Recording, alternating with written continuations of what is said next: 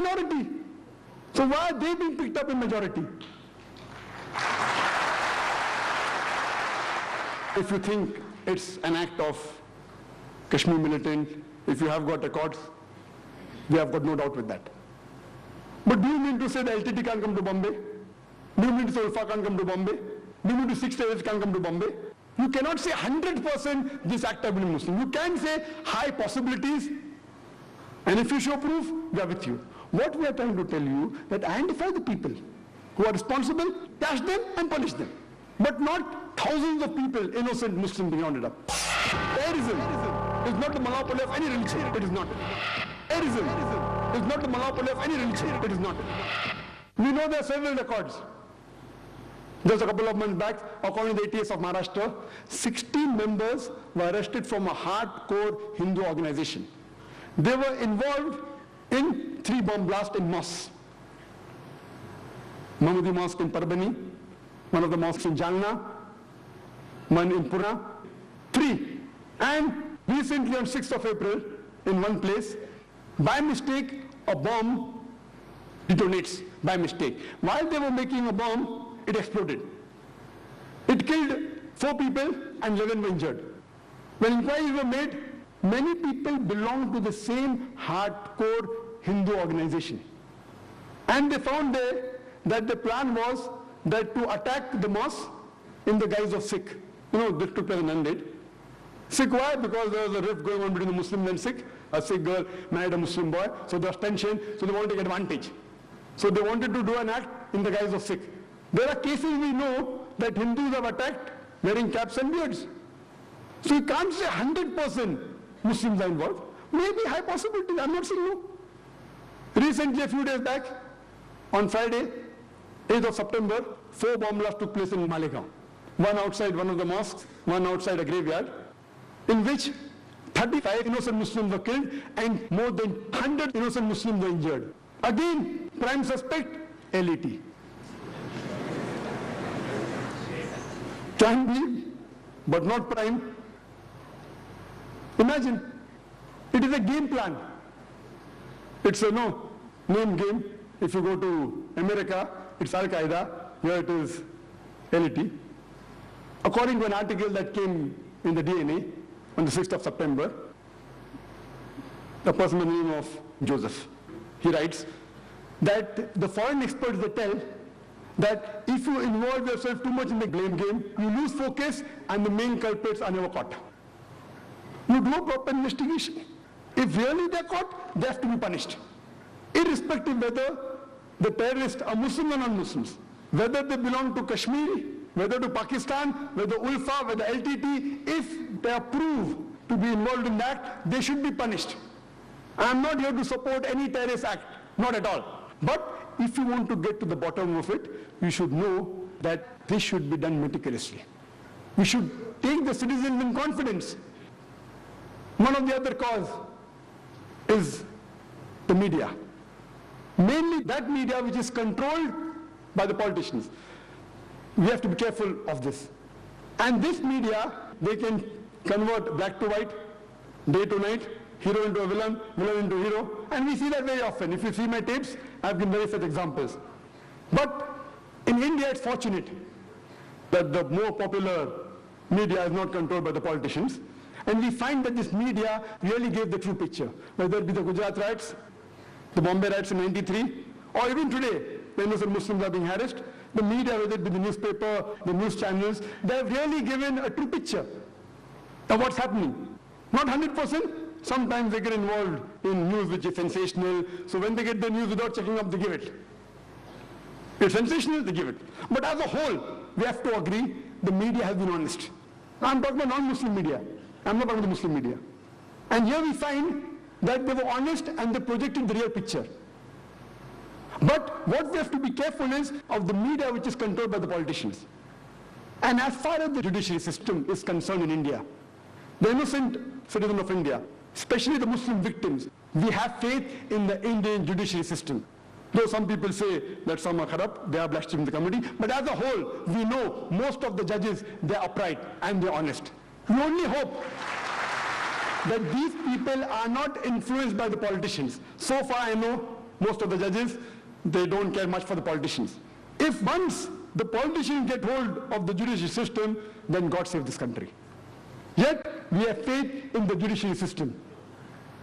And to conclude, we have to realize that since we know that the cause of terrorism is injustice, the cause of terrorism is wrongdoing to a particular group of people, this thing should be stopped. How can we stop? As I mentioned, number one, the politicians, they should be honest, they should be just. They should not go for the vote bank and do things which are wrong. Once they're honest and they're just, irrespective they lose their seat, you see to it that terrorism will stop. Point number two, the innocent Indian citizens, they should not be instigated by the politicians and do wrong things and kill other innocent human beings.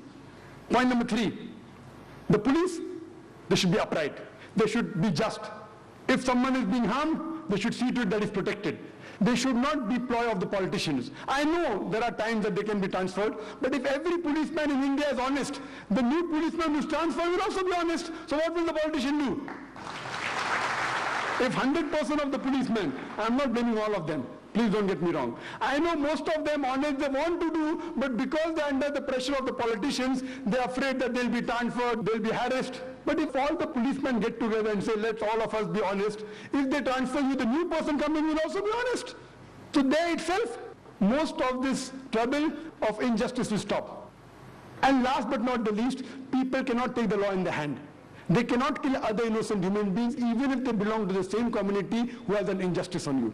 If we take this and we see to it that injustice is stopped, then surely India will be a very good country. It is estimated that in the next, by 2020, India would be a superpower. If all the Hindus are Muslims, if we live together, if we love each other harmoniously, we may have our differences. The differences will be there. We live with our differences, but we love each other and we live peacefully and harmoniously. Again, India will be a superpower. And Mahatma Gandhi, he said that if India has to improve, it should be ruled by a dictator as honest and as upright as Hazrat Umar. May Allah be pleased with him. Mahatma Gandhi, the father of a nation, he advised the best thing India can do is have a dictator like Hazrat Umar. May Allah be pleased with him, radiallahu anhu. He was an honest person. When it came for justice, he did not see whether he was a Muslim or non-Muslim. For justice, he gave justice. Therefore he got the title Al-Faruq, the person who differentiated truth from falsehood. I started my talk by quoting a verse of the Quran from Surah Isra, chapter number 17, verse number 81, which says, وَقُلْ جَاءَ الْحَقُّ وَزَاقَ الْبَاطِلِ إِنَّ الْبَاطِلَ كَانَ زَهُوقًا. When truth is hurled against falsehood, falsehood perishes. For falsehood is by its nature bound to perish. I would like to end my talk by giving the quotation of Dr. Adam Pearson, who said that people who worry that one day nuclear weaponry will fall in the hands of the Arabs, they fail to realize that the Islamic bomb has already been dropped. It fell the day Prophet Muhammad, peace be upon him, was born. Wa akhiru da'wana alhamdulillahi rabbil alameen.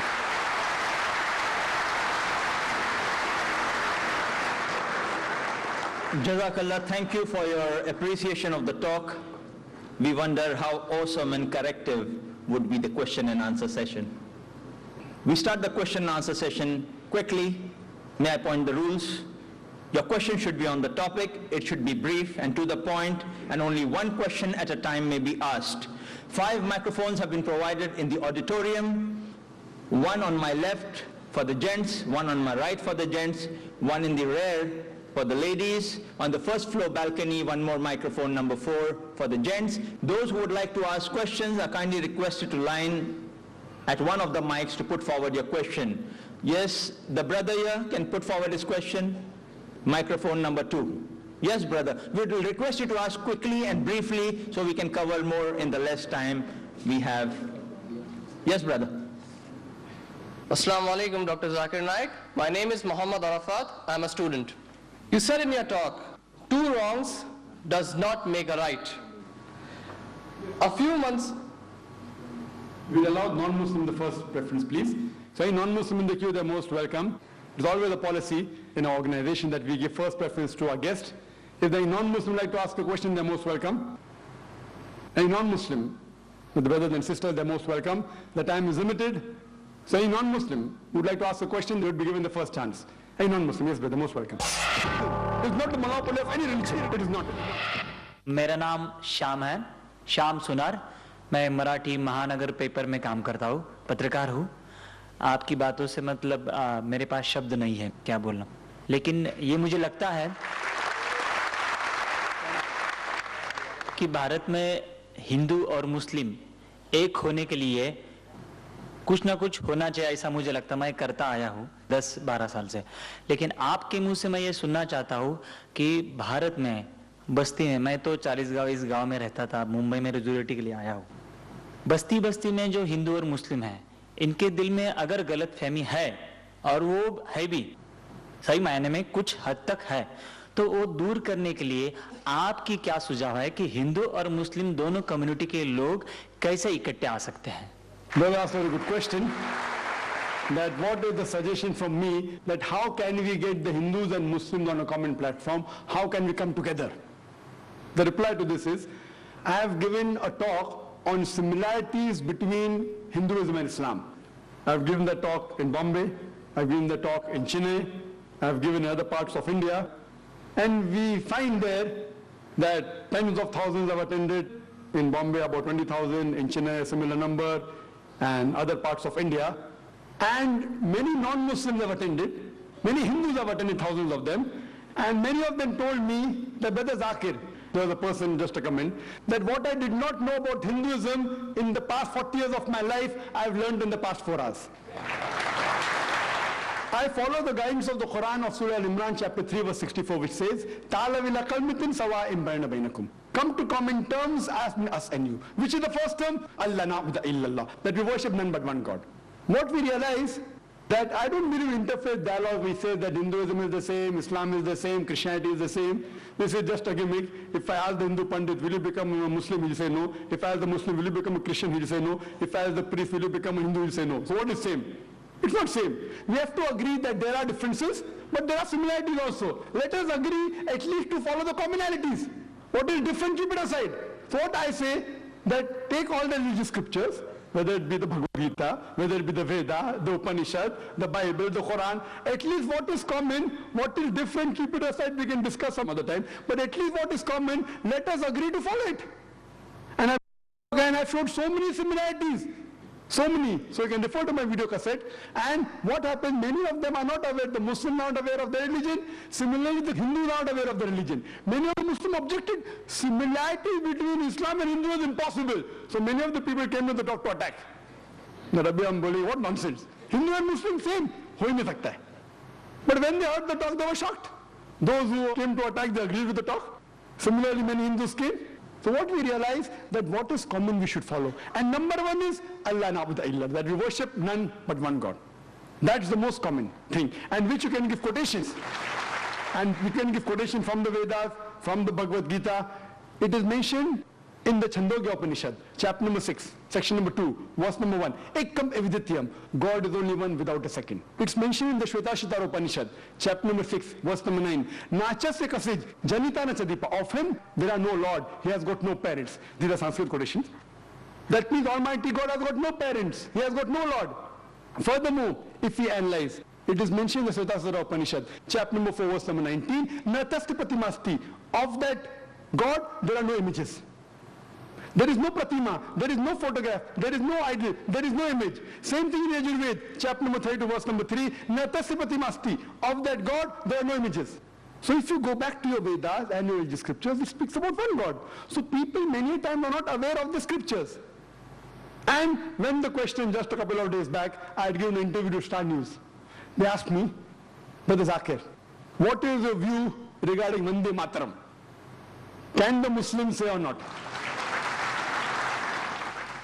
I said, what do the Muslims say? I'll come to it afterwards. I'll first tell you what the Hindu scriptures say. You were shocked. What do I mean by that? I said, if anyone is a scholar of the Veda agrees that God has got no pratima.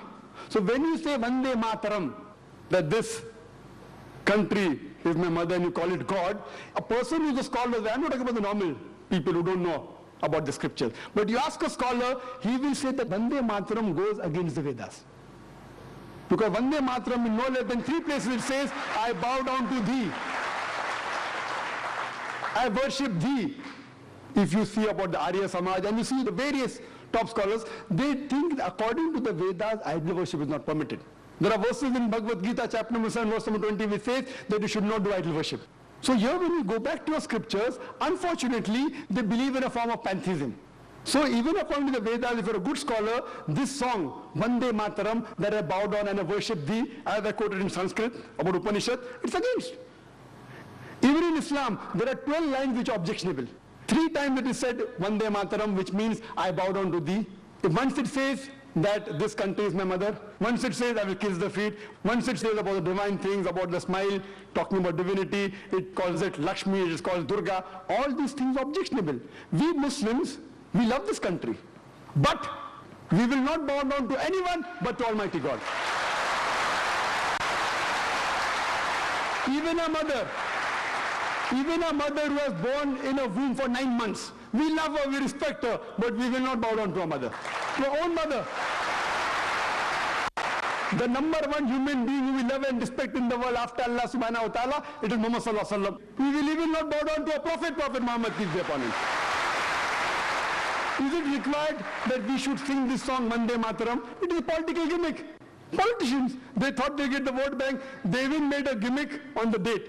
You know, it was written by Bankim Chand Chattopadhyay in 1876. It was published in 1882. So where is century come now? And where's 7th September? They made a mistake, the politician, political gimmick.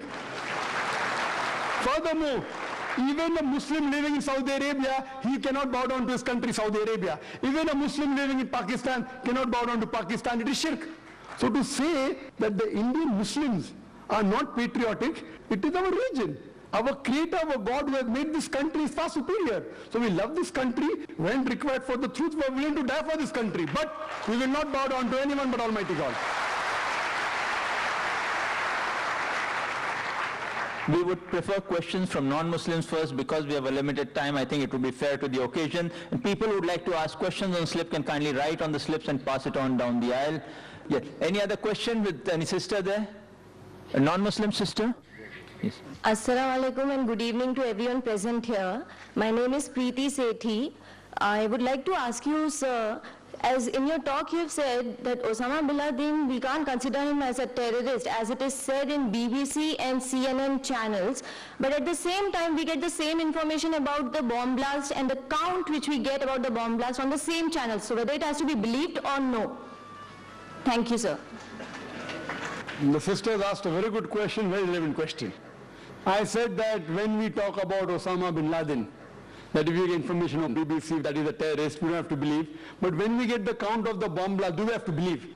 That's what I said, the people controlling. That doesn't mean all the news of BBC is wrong. That news in which they make a hero into a villain, in which they'll benefit, you have to check up. So here when we see that these normally bomb blast figures that you get, most of them that you find will be somewhat similar. If it's a government channel of the country in which the bomb blasts are taken place, the figure will be normally low.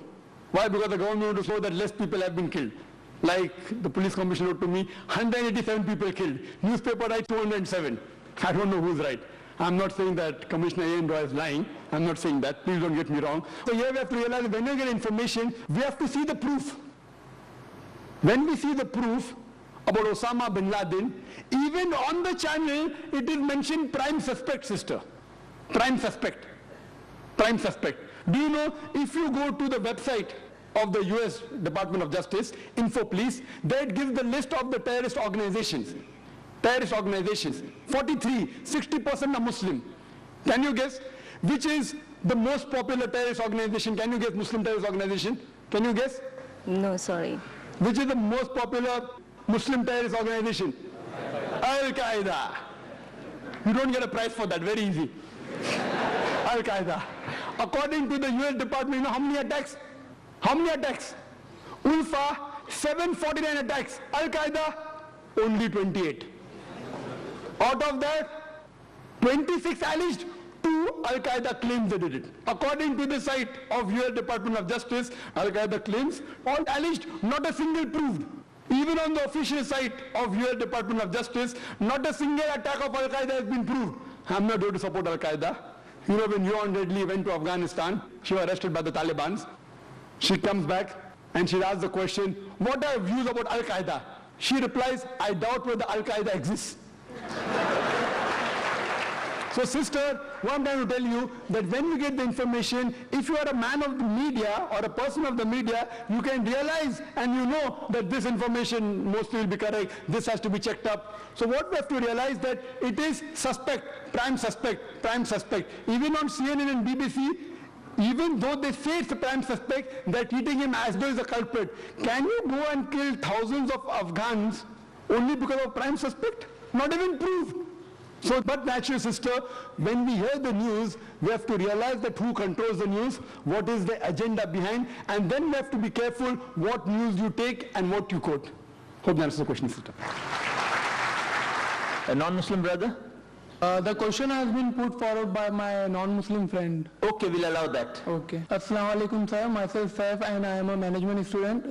The question is that do you think that Muslims feel insecurity and that's why can we say that terrorism is its outcome? Thank you sir, your comment please. The brother asked the question that do Muslims feel insecure, and that is the reason terrorist acts are done. I told in my talk the main root cause of terrorism is injustice. It's not insecurity. Insecurity may be part of it, but the main cause is injustice. Injustice and something wrong done to a group of people. If you read an article that came yesterday on Sunday midday, on the eve of the 9/11, one of the very famous persons, name is William, he writes and he gives advice that the root cause is injustice and wrong done to community. And he agrees with the Bombay authorities that there are possibilities that Kashmiris may have done bomb blasts in Bombay, but he says, what is the cause? According to him, the Kashmiris are unmilitant people. They are peace-loving people, so what has forced them to fight? And he gives his view, it is because of democracy which is forged. He says that, not me, it's not my comments. Person who is an expert. And he gives advice to people in the world. He says that the democracy is forged, it is manipulated. That's the reason what we find that they're fighting. Same in Palestine. They're fighting because the rights are taken away. So the main cause of terrorism is injustice done to a group or any wrong done. So to get their rights back, this gives rise to a fight, to a retaliation, which is called terrorism by people opposing it. Those who agree with it, they call good. For example, Bhagat Singh. He fought for the freedom of the country. By the Britishers, he was called terrorist. We call him freedom fighter. So depending upon what is the background, therefore, before you give a label of terrorist, therefore I said terrorism has got different meanings, has got different definitions. It changes because of geographical definition. It changes because of history. So the same person who's called a terrorist by British government, we Indians called him a freedom fighter. So like that, we have to find out the main cause is injustice done to a group of people. Christopher Lobo asks, how can you prove that 9/11 was an inside job?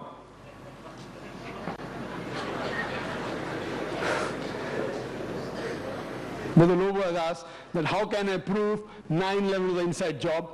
I've got the proofs, I can repeat the proof, it has been proven by other people. Just a few days back, there was an article that came in the newspaper that 75 professors of US, they say, they believe that 9/11 was an inside job.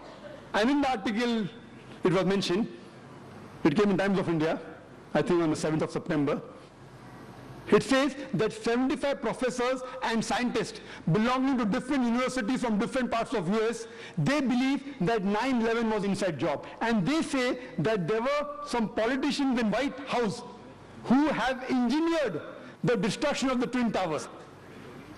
And they say the main reason was so that they could attack and they could have control of the oil-rich countries. Open secret, I told you. One of the professors by the name of Steve Jones, he says that we do not believe that 19 hijackers and a few men in the cave in Afghanistan could have done such a professional job alone. They could not have done it. We don't believe. And by God, we are going to come to the truth and we are going to expose. We don't believe in the theory of the government. They don't believe in the theory of the government. And he further goes on to say that we as being professors and scientists, we know that the steel beam of the Twin Towers, they couldn't have melted at the temperature at which the jet fuel was there. And there were systematic bomb explosions which caused this to come down. Otherwise, it cannot come down. There are many tapes.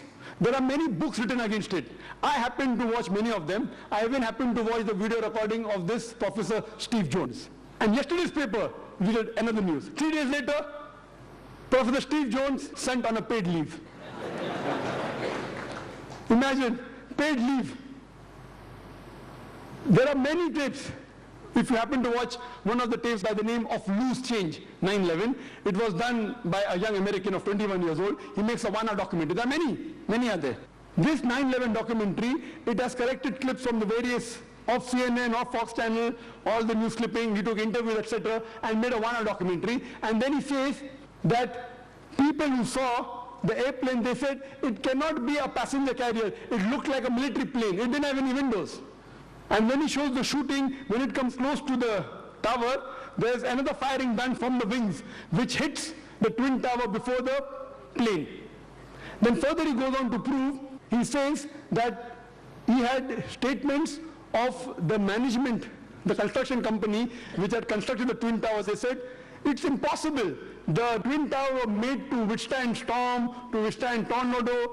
This plane cannot knock it down. And it cannot come down, because the fuel burned at 1,000 degrees temperature. This, even for 2,000 degrees temperature, for hours, nothing will happen to it. 10 days later, he changed his statement and said, no, it's possible. Jet fuel can cause damage to the beams. Another professor gave the statement, he didn't withdraw his statement back, so he was sacked. Furthermore, what they did, that in the documentary they show that when the Twin Towers came down, like how you willfully get down any building.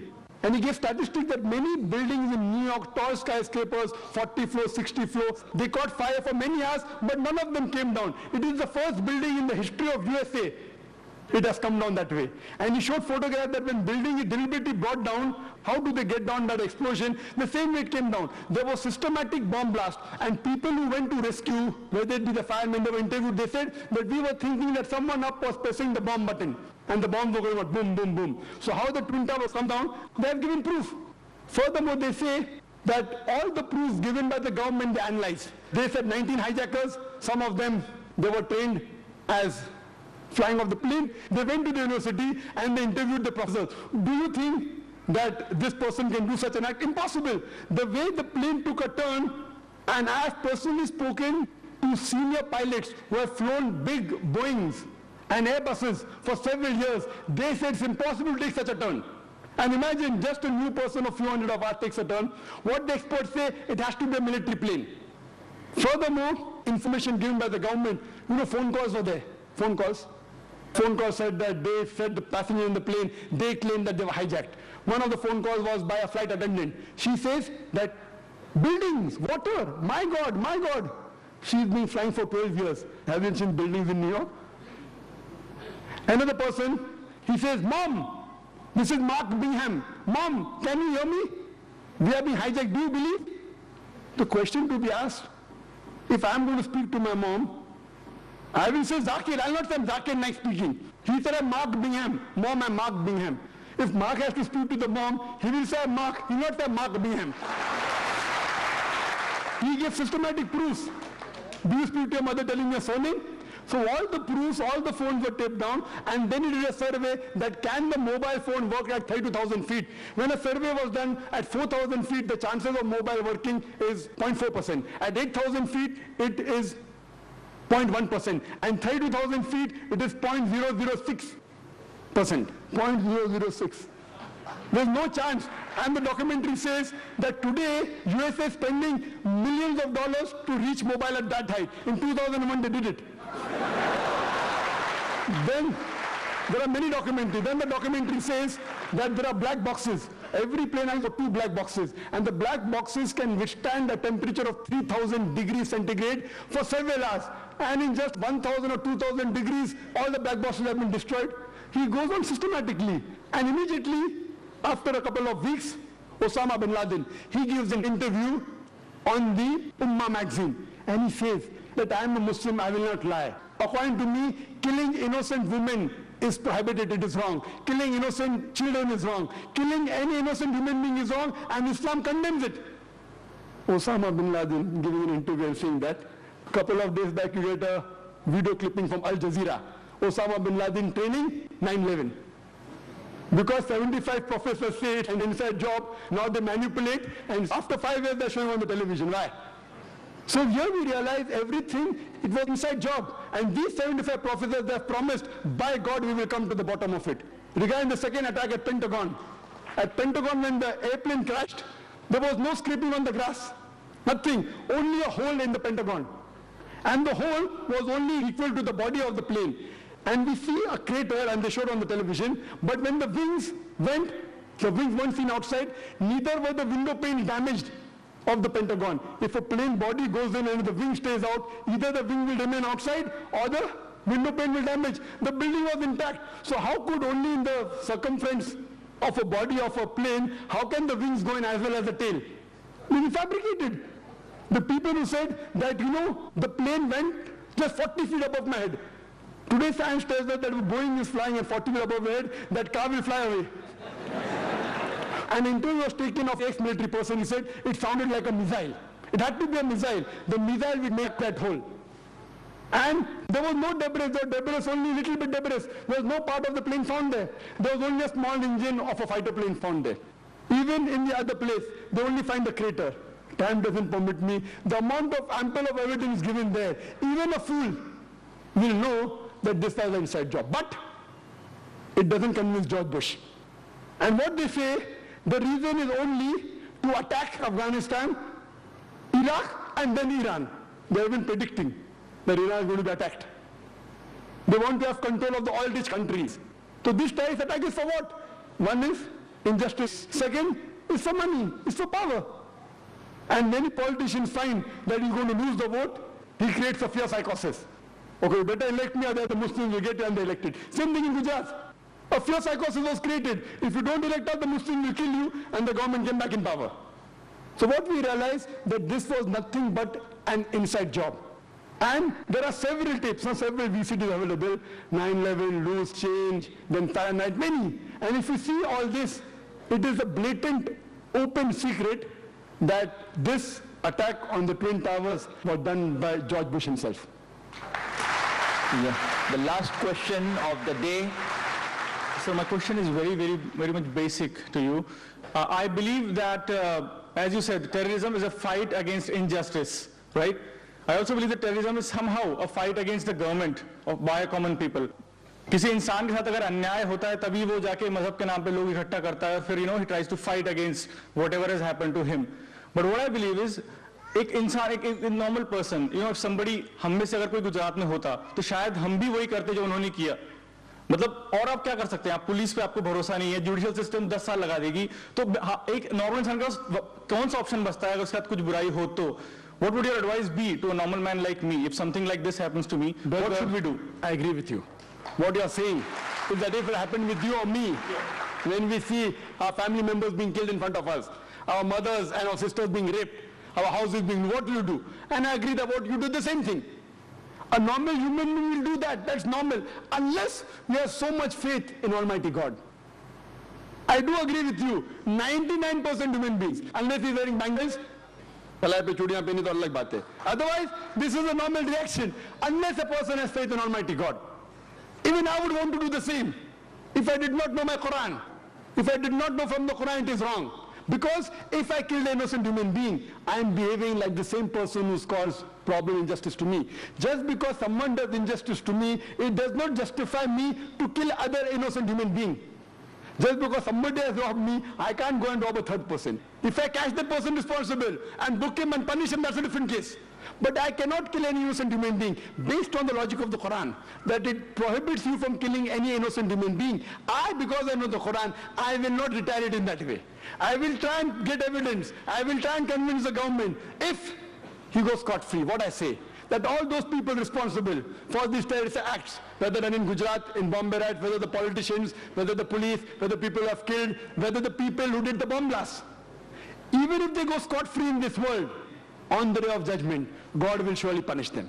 So we as Muslims believe as it's mentioned in the Quran in Surah Al-Imran chapter 3 verse 185, that kullu nafsin zaikatul maut, every soul shall have a taste of death. But the final recompense is on the day of judgment. Because we believe this life is the test for the hereafter, we leave it. If we cannot do something here, we leave it for Almighty God to do the justice. And inshallah, he'll be punished in the hereafter. If we catch Hitler today, what punishment can you give him?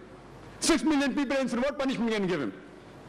You can kill him once. What about the remaining 5,999,919 people? Quran says in Surah Nisa chapter number 4 verse number 56 that those who reject our signs, we shall put them in the hellfires, and as often as the skins are roasted, we shall give them fresh skin so that they shall feel the pain. Today science tells us that there are pain receptors. So God tells that on the day of judgment, if their skins are roasted, we shall give them fresh skin so that they shall feel the pain. If God wants to incinerate Hitler 6 million times, he can do it. We can't do it here. So therefore we leave it to the main justice to God. We thank you all for being present here. We would have loved to put forward all your questions. Dr. Zakir would have not minded. There were questions like Islam was spread at the point of the sword, jihad and terrorism, and many others. Inshallah, at a future date, we would get to hear more from Dr. Zakir. Jazakallah khairan. We thank Allah subhanahu wa ta'ala for making this program possible for all of us present here today. And we thank all our guests to have heard the program with so much interest and enthusiasm. Thank you very much. Jazakallah khairan. Assalamu alaikum.